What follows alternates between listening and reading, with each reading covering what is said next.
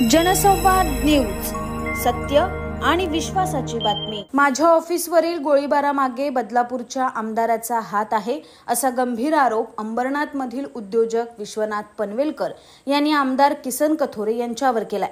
तर मी असले उपद्व्याप करत नाही, असं प्रत्युत्तर आमदार कथोरे यांनी पनवेलकर यांना दिलं आहे। अंबरनाथ मधील उद्योजक विश्वनाथ पनवेलकर यांच्या घराच्या गेटवर आज दुपारच्या सुमारास दुचाकीवरून आलेल्या 2 हल्लेखोरांनी गोळीबार केला होता। या गोळीबारानंतर उद्योजक विश्वनाथ पनवेलकर यांनी माध्यमांशी संवाद साधताना चिंचवली इथल्या खदानीच्या वादातून हा प्रकार घडल्याचा आरोप केलाय। तसंच काही संशयितांची नावं पोलिसांना दिली असून यामागे बदलापूरच्या आमदारांचा हात आहे, असा गंभीर आरोप त्यांनी केला। त्यामुळे या घटनेला वेगळं वळण लागलं आहे। विश्वनाथ पनवेलकर यांनी केलेल्या या आरोपाबाबत आमदार किसन कथोरे यांना विचारलं असता चोराच्या मनात चांदणं, मी असले उपद्व्याप करत नाही, असं म्हणत या प्रकरणाची माहिती घेऊन त्यावर प्रतिक्रिया देऊ, असं कथोरे म्हणाले।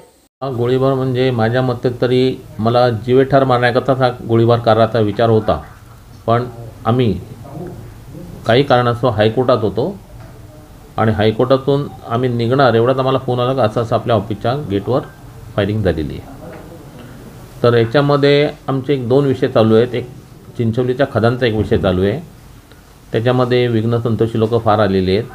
त्यात तो एक धनंजय इरमाळी आलेला आहे, दुसरा तो महेश बनोटे आलेला आहेत आणि त्यांच्या मागे आपल्या इकडचे आमदार पण आलेले आहेत। तर या सगळ्या कारणांमुळे हा प्रकार झालेला आहे असं मला वाटते। तर आम्ही तिथपर्यंत पोचू नये आमच्या धंद्यामध्ये, तुम्ही घरातच बसून राहावा ह्या उद्देशाने फायरिंग झालेली दिसते किंवा आम्हाला जीवेठार मारण्याचा यांचा प्लॅनिंग आहे असं वाटते। कोणते आमदार आहेत? बदलापूरचे आमदार। तुम्ही थेट आमदारांचं नाव घेताय, त्यांचा कुठे याच्यात सहभाग आहे असं वाटतंय तुम्हाला? काय तुमचा नेमका आरोप आहे? हां ना, आमदारांच्या बाबतीत माझ्याकडे कॅसेट आहेत का जो माणूस सांगतो का हे मिटवाचं असे म्हणतात, तर आमदार म्हणतात नाही मिटवाचं, असे ते किलर म्हणतात। म्हणजे याचा अर्थ काय? त्यांचा कुठे याच्या मागे हात आहे असं म्हणलं तुमचं? शक्यता आहे। त्यांनी नाव जर घेतलं किंवा काय घेतले मला काही त्यातली कल्पनाच नाही। चौकशी करून त्याच्यावर प्रत्युत्तर दिलं जाईल।